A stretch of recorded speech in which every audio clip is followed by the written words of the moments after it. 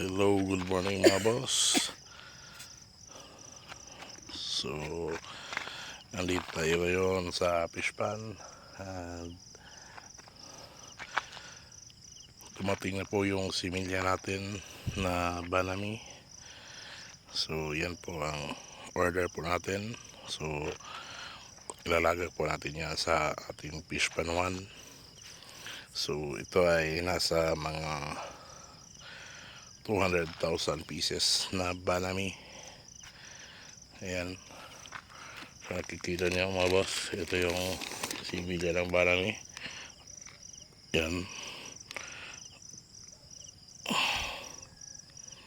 Yan. Yan yung lumulutang. Yan. Yan po yung similya ng banami po natin.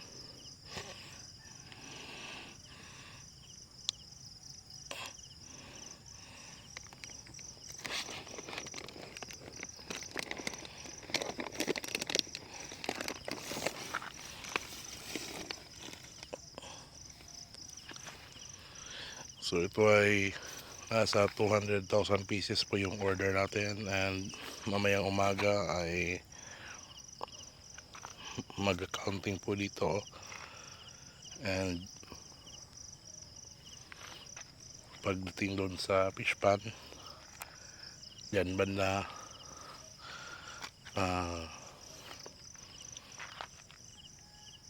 i-acclimatize po natin po dito.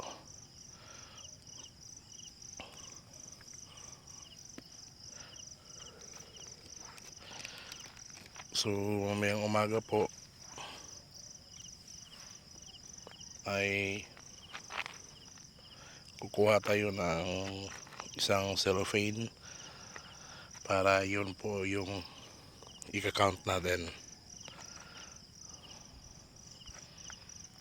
So banami lang po yung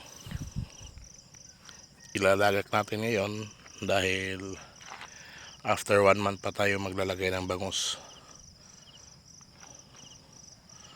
So mamayang umaga doon muna tayo mag-start sa pag-account, kasi ngayon gabi pa, so madilim pa. So yun o, kita nyo.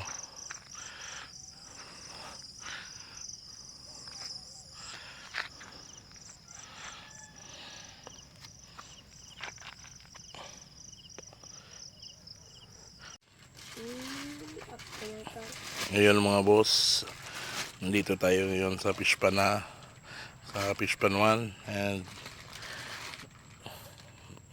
so nakikita nyo ngayon, naglalagay na sila sa sibilya natin sa planggana para i-acclimatize ang similya po natin, para po hindi mag thermal shock.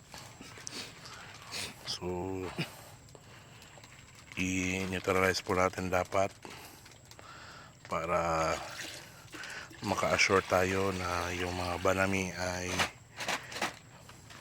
mabubuhay lahat, and kung hindi man ay nasa almost 90%. So sa banami possible po na 70 to 90% po yung ating percentage rate sa mabubuhay po natin dito. So yung iba ay pinapalutang para yung temperature niya sa loob at saka sa tubig dito sa fish pan ay maging pareho, and then nilalagay po natin sa planggana para ma-acclimatize po siya at unti-unting ma-neutralize yung ating banami. So para hindi po sila ma-stress, so after na malagak dyan ay ilalagay natin dyan sa fish pan.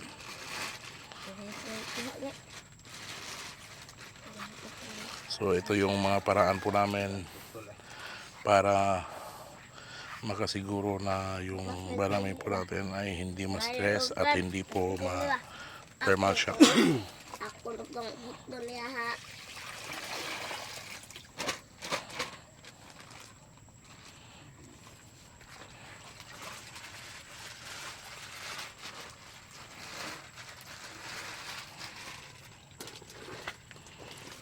Kadaghan na. So, yun lang mga boss. And thank you so much sa panonood sa video na to. And bye-bye sa inyong lahat. And paki-subscribe na rin po sa mga hindi pa nakasubscribe para lagi kang updated sa mga videos ko. Thank you so much.